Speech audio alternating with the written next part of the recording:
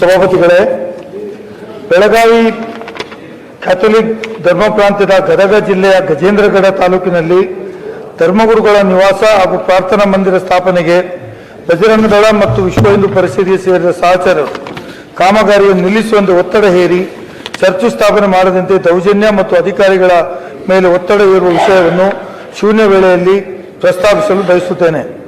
ಗದಗ ಜಿಲ್ಲೆಯ ಗಜೇಂದ್ರಗಡ ತಾಲೂಕಿನ ರಾಮಪುರ ಗ್ರಾಮ ಪಂಚಾಯತ್ ವ್ಯಾಪ್ತಿಯಲ್ಲಿ ಕಳೆದ ಮಾರ್ಚ್ 10ರಂದು ಅನುಮತಿಗೆ ಅರ್ಜಿ ನೀಡಿ 24ರಂದು ಅನುಮೋದನೆ ಮಾಡಿದ ಬಳಿಕ ಅಕ್ಟೋಬರ್ 30ರಂದು ಚರ್ಚ್ ಮತ್ತು ಧರ್ಮಗುರುಗಳ ವಸತಿ ಗೃಹ ಸ್ಥಾಪಿಸಲು ಅನುಮತಿ ಪಡೆದು ಕಾಮಗಾರಿ ಪ್ರಾರಂಭಿಸಲಾಗಿತ್ತು.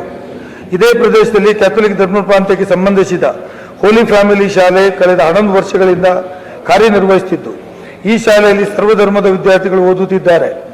ಈ ಶಾಲೆಯು ಧರ್ಮ ಭಗಿನಿಯರು ನಡೆಸುತ್ತಿದ್ದು, ಈ ಶಾಲೆಯ ಹತ್ತಿರದಲ್ಲಿ ಧರ್ಮ ಪ್ರಾಂತ್ಯಕ್ಕೆ ಸೇರಿದ ಸ್ಥಳದಲ್ಲಿ ಶಾಲೆಯ ಪ್ರಾಂಶುಪಾಲರು, ಯಾಜಕರ ವಸತಿ ನಿವಾಸ ಹಾಗೂ ಕ್ಯಾಥೋಲಿಕ್ ಧರ್ಮ ಪ್ರಾಂತ್ಯದ ಅಗತ್ಯ ಕಾರ್ಯಗಳಿಗೆ ಚರ್ಚ್ ನಿರ್ಮಾಣದ ಕಾಮಗಾರಿಯನ್ನು ಕಾನೂನು ಪ್ರಕಾರ ಎಲ್ಲ ದಾಖಲೆಗಳನ್ನು ಪಡೆದು ಗ್ರಾಮ ಪಂಚಾಯತ್ ಅನುಮತಿ ಪಡೆದು ಕಾಮಗಾರಿ ಪ್ರಾರಂಭಗೊಂಡಿತ್ತು.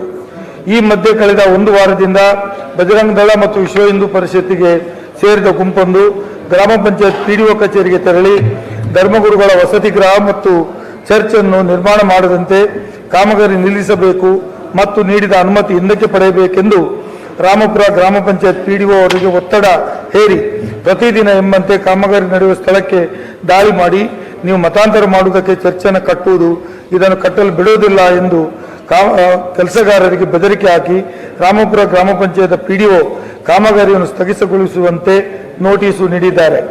ಇದೊಂದು ಕಾನೂನು ಮತ್ತು ಸಂವಿಧಾನಬದ್ಧವಾಗಿ ನಿರ್ಮಾಣ ಮಾಡುವ ಚರ್ಚ್ ಯಾಜಕರ ವಸತಿ ಗೃಹ ನಿರ್ಮಾಣ ಮಾಡದಂತೆ ತಡೆಯುವ ಗುಂಪೊಂದು ಕ್ರೈಸ್ತ ಸಮುದಾಯದ ಮೇಲೆ ದಬ್ಬಾಳಿಕೆ ಮಾಡುವ ವಿಚಾರವು ತೀವ್ರ ಆತಂಕಕಾರಿ ವಿಚಾರವಾಗಿದ್ದು, ಈ ಬಗ್ಗೆ ಕ್ರಮ ಕೈಗೊಳ್ಳಬೇಕೆಂದು ಮತ್ತು ನ್ಯಾಯವನ್ನು ಒದಗಿಸಿಕೊಡಬೇಕೆಂದು ಬೆಳಗಾವಿ ಧರ್ಮ ಪ್ರಾಂತ್ಯ ಧರ್ಮಾಧ್ಯಕ್ಷರು ಗೃಹ ಸಚಿವರಿಗೆ ದೂರನ್ನು ನೀಡಿದ್ದು ಪತ್ರಿಕೆಯಲ್ಲಿ ಪ್ರಕಟವಾಗಿದೆ.